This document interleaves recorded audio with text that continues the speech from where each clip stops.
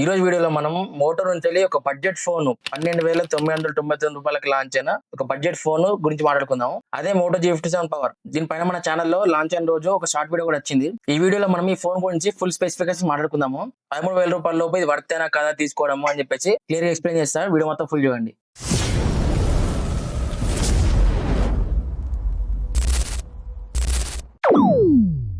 First మనం design తో start చేద్దాము. దీని బ్యాక్ సైడ్ చూసుకుంటే వేగన్ లెదర్ ఫినిష్ తో వస్తుంది. వేగన్ లెదర్ అంటే మనకు పట్టుకున్నప్పుడు మంచి ఫీలింగ్ వస్తాయి. ప్రీమియం ఫోన్ లెక్కలు అనిపిస్తాయి చూసినప్పుడు కానీ పట్టుకున్నప్పుడు కానీ. నెక్స్ట్ దీని థిక్నెస్ చూసుకుంటే 8.6 mm వరకు థిక్నెస్ అయితే ఉంటుంది.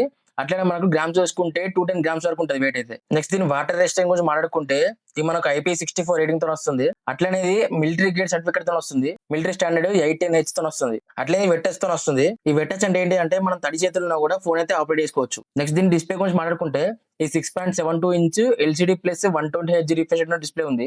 LCD డిస్ప్లే కాబట్టి కొంచెం కలర్స్ అనేవి కొంచెం డల్ గా అనిపిస్తాయి. మన AMOLED డిస్ప్లే ఎక్కువ కొంచెం కలర్స్ అనేవి బ్రైట్ గా అనిపించడం లేకుంటే మంచిగా అనిపించడం అయితే కనిపించదు. ఇలా కొంచెం నాకు డల్ గా అనిపిస్తాయి కలర్స్ అయితే. LCD డిస్ప్లే బదులు AMOLED డిస్ప్లే ఇస్తే బాగుంది అనిపించింది. నెక్స్ట్ ఇది 1050 nits పీక్ బ్రైట్నెస్ వస్తుంది. ఈ 1050 అంటే మనకు ఎండలోకి వెళ్ళినప్పుడు అయితే కొంచెం ఒక్కోసారి మనకి రీడింగ్ ఇష్యూస్ అయితే కనిపిస్తాయి.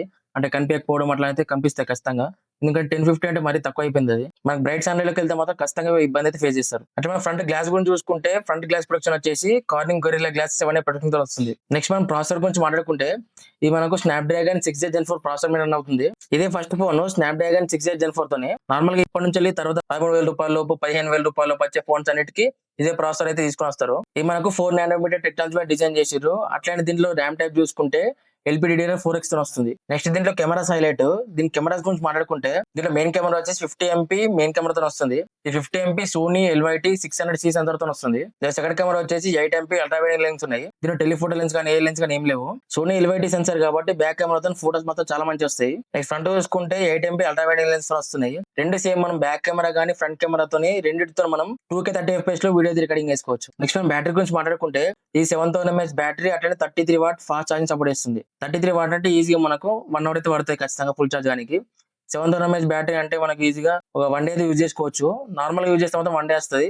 ఒకవేళ హెవీగా యూజ్ చేస్తే మాత్రం ఛార్జింగ్ అయితే రిటర్న్స్ వస్తాయి ఖచ్చితంగా ఈవినింగ్ వరకు. నెక్స్ట్ స్టోరేజ్ టైప్ చూసుకుంటే UFS 2.2 తో వస్తుంది.